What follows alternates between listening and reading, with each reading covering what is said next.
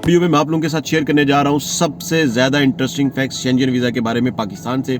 Appointment किस country की easily मिल रही है, रिजेक्शन रेशो किस कंट्री की सबसे ज्यादा हाई चल रही है 2024 में, और आने वाले दिनों में जो शेंजन वीजा है इसको किस प्रोस्पेक्टिव से देखा जाएगा, स्टेप बाय स्टेप इसको लेके चलूंगा। सबसे पहले मैं पाकिस्तान की बात करूंगा, फिर इंडिया से बात करेंगे, फिर जीसीसी से बात करेंगे, और इसके बाद इसके साथ साथ डॉक्यूमेंट्स के ऊपर भी मैं बात करूंगा। ये दो बातों का हाथ से याद रखिएगा, आपकी टैक्स रिटर्न्स बहुत स्ट्रांग होनी चाहिए और आपका ट्रैवल प्लान बहुत स्ट्रांग होना चाहिए। इटली बहुत ज्यादा वीजा दे रहा है और बहुत ज्यादा वीजा दे रहा है। नंबर सेकंड के ऊपर स्पेन BLS, बेल्जियम आपको वीजा देगा अगर आप जा रहे हैं किसी कॉन्फ्रेंस को अटेंड करने के लिए। Hi guys, welcome to my YouTube channel, welcome to another interesting vlog. एक नई इंफॉर्मेटिव इंटरेस्टिंग वीडियो लेके मैं आप लोगों के पास आया हूं। इस वीडियो में मैं आप लोगों के साथ शेयर करने जा रहा हूं सबसे ज्यादा इंटरेस्टिंग फैक्ट्स शेंजन वीजा के बारे में पाकिस्तान से।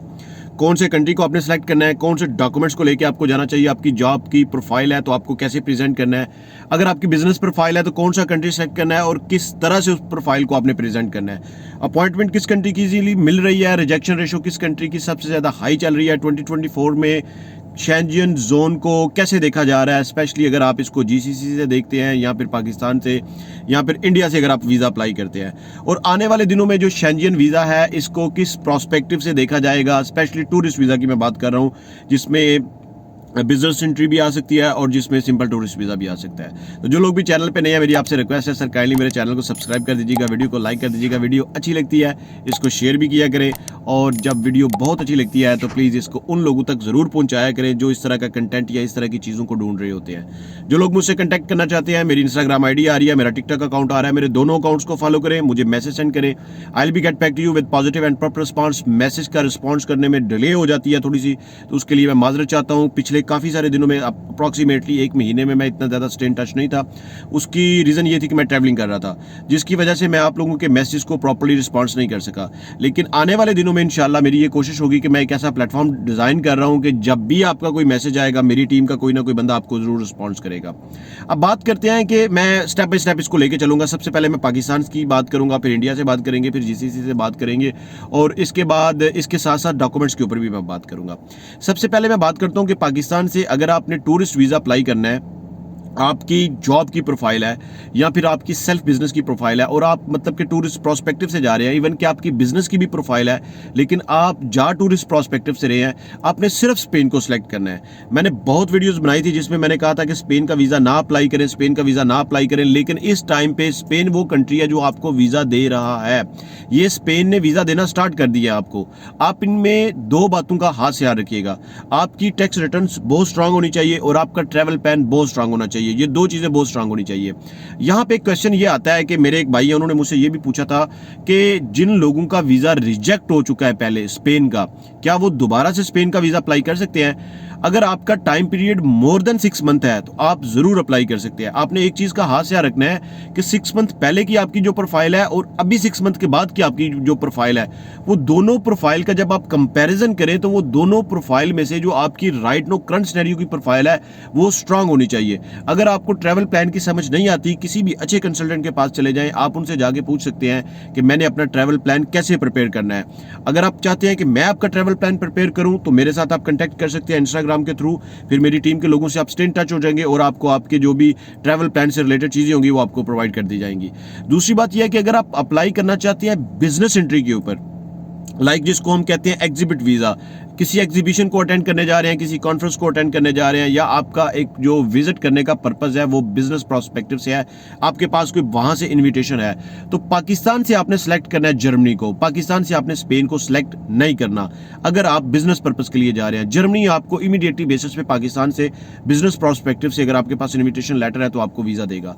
सेकंड सिनेरियो के ऊपर बात करते हैं कि इंडिया से अगर हम लोग अप्लाई करते हैं तो इंडिया से अगर टूरिस्ट वीजा के ऊपर अप्लाई करते हैं तो दो कंट्री है। इटली बहुत ज्यादा वीजा दे रहा है और बहुत ज्यादा वीजा दे रहा है। नंबर सेकंड के ऊपर स्पेन BLS, स्पेन जो है ये इंडियन पासपोर्ट को बहुत ज्यादा इंटरटेन कर रही है। इवन के जीसीसी से भी अगर आप अप्लाई करते हैं तो स्पेन की जो एम्बेसी है वो इंडियन पासपोर्ट को बहुत ज्यादा इंटरटेन कर रही है, बहुत ज्यादा वीजा दे रही है अगर मैं टूरिस्ट वीजा की बात कर रहा हूं। लेकिन यहाँ पे हम ये बात करते हैं कि अगर टूरिस्ट वीजा के ऊपर अप्लाई करते हैं तो आपको कौन से डॉक्यूमेंट्स का खास याद रखना चाहिए।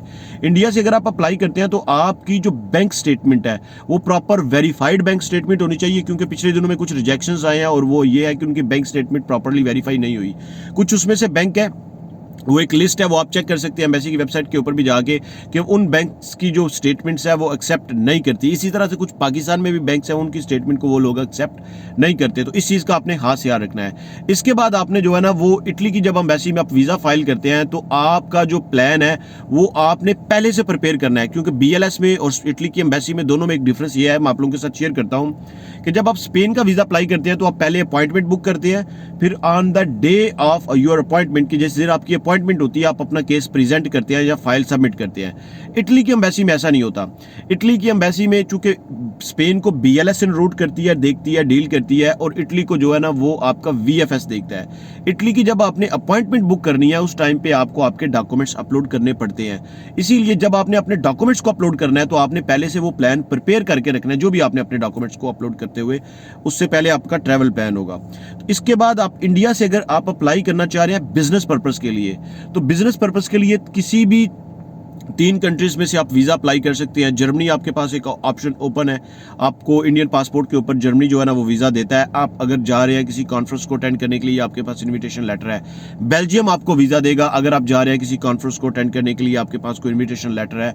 माल्टा आपको वीज़ा देगा अगर जा रहे हैं आप किसी भी कॉन्फ्रेंस को अटेंड करने के लिए, आपके पास इन्विटेशन लेटर है। मैं इंडियन पासपोर्ट की बात कर रहा हूँ, लेकिन पाकिस्तानी पासपोर्ट पर सिर्फ जर्मनी, ये मैंने आपको पहले क्लियर कर दिया है। अब मैं GCC के बारे में बताता हूँ, डॉक्यूमेंट्स के बारे में बताता हूँ कि GCC में अगर आप अप्लाई कर रहे हैं तो आपने इन नेशनलिटीज का भी ख्याल रखना है, जो मैंने पहले ऑलरेडी बातें कर दी हैं। अब अपनी कंट्री से अप्लाई कर रहे हैं और GCC से अप्लाई कर रहे हैं तो सिर्फ 2 बातों का आपने ख्याल रखना है, इसके अलावा बाकी की सारी चीजें वही सेम है।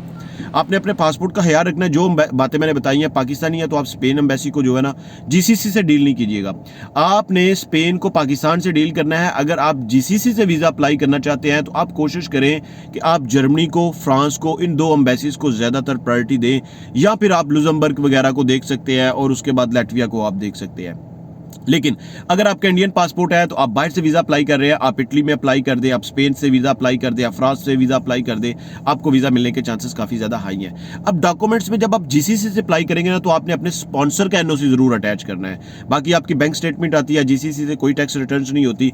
आपका जो स्पॉन्सर का NOC, वेरीफाइड NOC है ना, वो आपने ज़रूर अटैच करना है। और वीज़ा अप्लाई करते हुए एक चीज़ का खास ख्याल रखना है कि आपकी जो प्रोफाइल है वो प्रोफाइल इस चीज़ की गारंटी दे कि आपको खुद के आपकी प्रोफाइल एक स्ट्रांग प्रोफाइल है। तो वीज़ा अप्लाई करने से पहले एक और बात का भी आपने ख्याल रखना है कि वीज़े की प्रिपरेशन के लिए एटलीस्ट 6 मंथ का टाइम लिया करें। अगर आपकी बैंक स्टेटमेंट 3 to 6 मंथ तक मेच्योर है, जिन कंट्रीज को 3 मंथ चाहिए उनकी है, और जिन कंट्रीज के लिए 6 मंथ चाहिए तो उनकी आपकी बैंक स्टेटमेंट ऑलरेडी प्रिपेयर्ड है, तो बाकी आप जो डॉक्यूमेंट्स है वो विद इन अ डे और 2 आप प्रिपेयर कर सकते हैं। मिलते हैं एक नई इंटरेस्टिंग व्लॉग में, तब तक के लिए स्टे ब्लेस्ड, अपना ख्याल रखिएगा। वीडियो अच्छी लगी है इसको जरूर लाइक कर दीजिएगा, सब्सक्राइब कर दीजिएगा, चैनल को सब्सक्राइब कर दीजिएगा और इंस्टाग्राम और टिकटॉक के अकाउंट को फॉलो कर लीजिएगा। Thank you so much, stay blessed.